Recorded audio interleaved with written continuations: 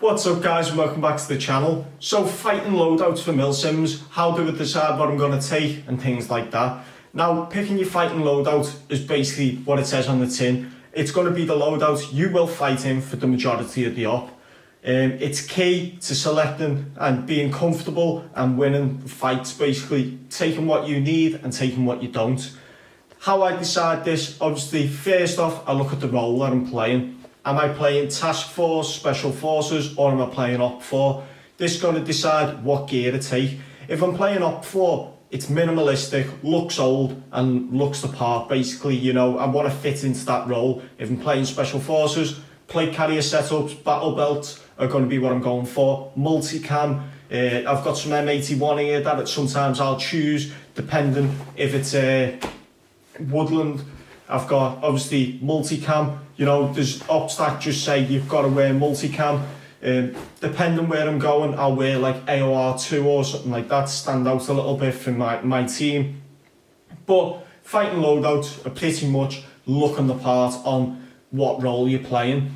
Now if I'm playing Op 4, I won't wear plate carriers, I won't wear battle belts. Well, I might wear a battle belt, but I won't wear plate carriers. For the simple fact is, the odds are they don't wear plate carriers. If I do wear one, I'll wear like a really old style one, a really beat up one. I won't have it in multicam, I'll have it in like OD green or, you know, something like that. And I'll basically minimalistic, fit the role you're playing. Normally, I'll run this, my Haley Strategic D3 chest rig. Fits everything I need it to do, looks the part, minimalistic, but again, looks brilliant on an Op 4 kit. For camo choice and things like that, if I'm playing Taliban, I'll wear like a Taliban dress. Normally I don't. Normally I'll go for something old. What I have here is a Desert Night Parker. Awesome bit of gear, you know, GMR please and all that if you want to say it. Again, looks old, but looks the part, fits that part of the old school look, and it makes you look really, you know, scruffy kind of thing, and it looks brilliant. You stand out a little bit better, and again, you fit in that role. Camo choice, I'll wear something like Flecton, something that Task Force wouldn't use. Normally dark, basically dark grungy colours. That's what you want to go for with them type of fighting loadouts. Again, picking your loadout is key, and obviously depending on the op, you need to look at the requirements.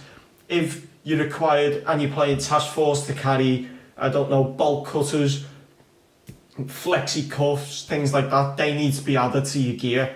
Again, you've got to meet the requirements of the op. If you ops decided that you need to wear like bandanas, schmags, old style camo, you know, chest rigs, fit that role, that's how you decide your fighting loadout.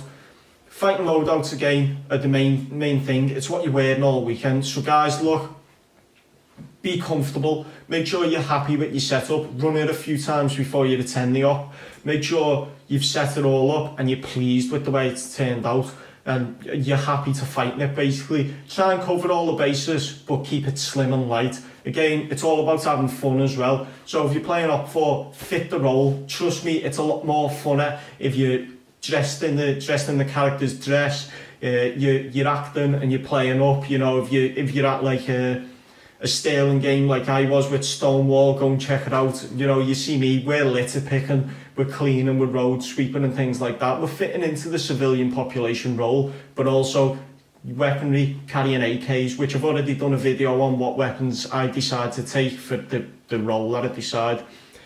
The only normal thing I'll take from my Task Force role is the battle belt setup, only because it's comfortable for me. You know, having the pistol set up and that style, you know, it's not really a major requirement not to have that. Obviously, depending where you go and depending the op that you go to, they may be a bit wary on you using that, but you know what, you could always switch that out and run an old school leather brown belt and attach it there and things like that. You know, fit your role, guys. That's how you pick your fighting loadout.